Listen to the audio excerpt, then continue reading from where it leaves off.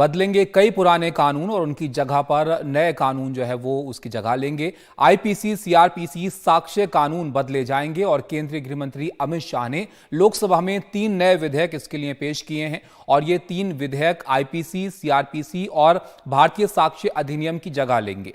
सदन में गृह मंत्री अमित शाह ने कहा कि ये विधेयक नागरिकों की रक्षा के अधिकारों की भावना लाएंगे। इन विधेयकों में राजद्रोह कानून को खत्म करने का प्रस्ताव है और नाबालिग से रेप और मॉब लिंचिंग के मामलों में मौत की सजा का प्रावधान यहां पर रखा गया है। तो ये जो कानून अभी हैं, मौजूदा कानून है, इनको बदला जाएगा, इनकी जगह ये कानून लेंगे और ये अंग्रेजों के जमाने के जो कानून थे इनको यहां पर बदला जाएगा। अभी आप समझिए कि आईपीसी जो भारतीय दंड संहिता है वो 1860 का बनाया हुआ कानून है और इसकी जगह पर भारतीय न्याय संहिता जो है ये कानून इसकी जगह लेगा, भारतीय न्याय संहिता 2023। और इसी तरह सीआरपीसी जो कि 1882 में जो है बनाया गया, इसकी जगह पर भारतीय नागरिक सुरक्षा संहिता 2023 जो है वो लेगा।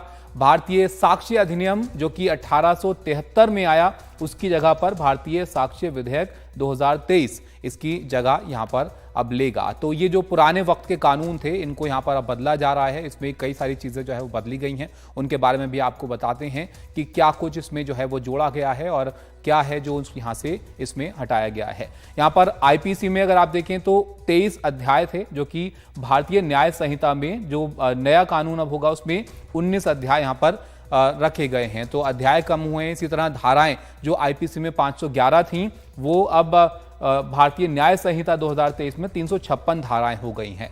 तो इसमें अलग अलग तरह से जो है परिभाषित भी किया गया है, जो अपराध हैं उनको और उनकी सजा को भी यहाँ पर जो है वो परिभाषित किया गया है। अब यहाँ पर आप देखिए हिट एंड रन के जो मामले होते हैं उसको 104 धारा के तहत रखा गया है। इसके मुताबिक अगर दुर्घटना में किसी की मौत हो जाए या फिर वाहन चालक मौके से फरार यहां पर हो जाए या घटना के तुरंत बाद किसी पुलिस अधिकारी या मजिस्ट्रेट को घटना की रिपोर्ट ना दी जाए तो फिर ऐसे मामले में 10 साल तक की सजा और जुर्माना यहां पर अब होगा। इसके अलावा शादी का वादा करके शारीरिक संबंध बनाना जो है वो धारा 59 के तहत इसको रखा गया है।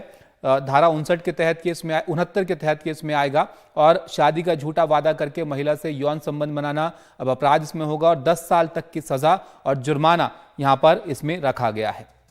इसके अलावा अगर आप देखें तो स्नैचिंग के जो मामले होते थे उसको भी यहां पर परिभाषित किया गया है और ये 302 धारा के तहत यहां पर ये मामले आएंगे। स्नैचिंग या झपटमारी अपराध की नई श्रेणी में यहां पर इनको परिभाषित किया गया है, इस तरह के जो अपराध हैं उनको। और अब इस तरह के मामलों में 3 साल तक की सजा और जुर्माना जो है वो लगाया जाएगा और ये धारा 302 में इन नए कानून में आएगा। स्नैचिंग के जो मामले होंगे वो। मॉब लिंचिंग को भी यहां पर जो है वो रखा गया है धारा 102 में और इसके मुताबिक आप देखिए तो भाषा, जाति, लिंग, समुदाय, जन्म स्थान या आस्था के आधार पर हत्या के जो मामले होंगे उसमें 5 या अधिक लोग अगर इस हत्या में शामिल होते हैं तो 7 साल या उम्र कैद या फिर यहां पर मौत की सजा और जुर्माना जो है इसमें रखा गया है ऐसे मामलों के लिए। इसके साथ आप देखिए संगठित अपराध जो होते हैं उसके लिए धारा 109 इसमें रखी गई है और इसमें अपहरण, डकैती, वाहन चोरी, जबरन वसूली के मामले हैं और जमीन पर कब्जा, कॉन्ट्रैक्ट किलिंग, आर्थिक अपराध इसमें शामिल हैं। गंभीर साइबर अपराध, मानव तस्करी, ड्रग्स, अवैध सामान, सेवाएं या हथियार की तस्करी, वेश्यावृत्ति या फरौती के जो मामले हैं वो इसमें है और उम्र कैद की सजा जो है वो इसके लिए है इसमें और कम से कम 5 लाख रुपए का जुर्माना रखा गया है। हत्या होने पर मौत या उम्र कैद की सजा का प्रावधान इसमें किया गया है धारा 109 जो संगठित अपराध के लिए इसमें है। इसके साथ आतंकवाद के लिए धारा 111 यहां पर है और इस धारा के मुताबिक भारत या विदेश में देश की एकता, अखंडता के खिलाफ किए गए कृत्य और सुरक्षा को खतरा पहुंचाने की नियत से जो अपराध होंगे, आतंकवादी गतिविधियों के मामले होंगे उसमें उम्र कैद से मौत की सजा तक का प्रावधान इसमें रखा गया है धारा 111 जो आतंकवाद के लिए है। इसके अलावा राजद्रोह का नाम यहां पर बदला गया है। राजद्रोह कानून का अब यहां पर नाम जो है वो भारत की एकता, संप्रभुता और अखंडता को खतरे में डालने वाला कृत्य इसको यहां पर कहा गया है और इसमें न्यूनतम सजा जो है वो 3 साल से बढ़ाकर 7 साल की कर दी गई है। तो यहाँ पर राजद्रोह जो कानून था उसका भी नाम यहाँ पर बदला गया है। इसके साथ ही आप देखिए आपराधिक मानहानि का जो कानून है उसको बरकरार रखा गया है। 2 साल की सजा या जुर्माना या फिर दोनों में से एक और संशोधन जो है वो किया गया यहाँ पर, और इसमें सामुदायिक सेवा को जो है वो शामिल किया गया है जो इस तरह के मामले होंगे उसके अंदर। महिलाओं पर विशेष ध्यान यहाँ पर है। महिलाओं बच्चों के खिलाफ जो अपराध हैं उन पर नया अध्याय इसमें जोड़ा गया है। इसमें रेप के लिए सजा जो है उसको बढ़ाया गया है और यहाँ पर न्यूनतम सजा 7 साल से बढ़ाकर अब 10 साल जो है वो कर दी गई है।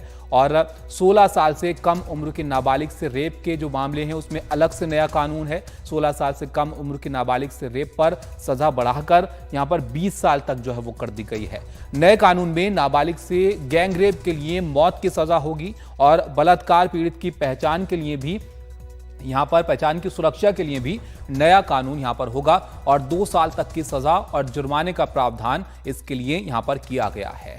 इसमें भगोड़े जो अपराधी हैं उनके लिए भी कड़े प्रावधान किए गए हैं। इसमें क्या कुछ कहा गया है उन अपराधियों के बारे में जो भगोड़े हैं वो भी आप देखिए। घोषित अपराधियों भगोड़ों के खिलाफ मुकदमा जो है वो चलता रहेगा और भले ही वो कोर्ट में पेश ना हो, अदालत फैसला भी सुना सकेगी और भगोड़े की कोई भी अपील तब तक मान्य नहीं होगी जब तक वो अदालत के सामने पेश ना हो जाएं। इस तरह जो बड़े अपराधी हैं उनको देखिए आप, दाऊद इब्राहिम, मेहुल चौकसी, नीरव मोदी, हाफिज सईद जैसे लोग हैं, उनकी मुश्किलें यहाँ पर जो है वो बढ़ने वाली हैं। तो ये तमाम बदलाव हैं जो आप देखेंगे इसमें। इसके साथ ही क्या नहीं बदलेगा वो भी आपको बताते हैं। तो इसमें मैरिटल रेप का जो मामले हैं उसको अपराध नहीं यहाँ पर माना गया है। भारत में मैरिटल रेप अभी भी अपराध नहीं है और यहाँ पर पत्नी की इच्छा के बिना पति का यौन संबंध बनाना अपराध जो है वो नहीं है। और इस प्रावधान का पर सवाल भी उठते रहे हैं। मामला यहाँ पर इसको लेकर सुप्रीम कोर्ट में क्योंकि लंबित है, तो कोर्ट तय करेगा कि मैरिटल रेप अपराध के दायरे में आएगा या फिर नहीं। इसके साथ ही दहेज का जो कानून है, दहेज प्रताड़ना कानून को लेकर भी कोई बदलाव यहाँ पर जो है वो नहीं किया गया है, ये वैसे ही आपको दिखेगा। और धारा 377 नए बिल में धारा 377 जो है, जो कि अप्राकृतिक यौनाचार के बारे में है, उस पर कोई प्रावधान जो है वो स्पष्ट नहीं है। यहाँ पर भी सुप्रीम कोर्ट ने बालिगों द्वारा यौन संबंधों को अपराध के दायरे से बाहर कर दिया था और महिला के साथ अप्राकृतिक यौनाचार जो है वो रेप के दायरे में है।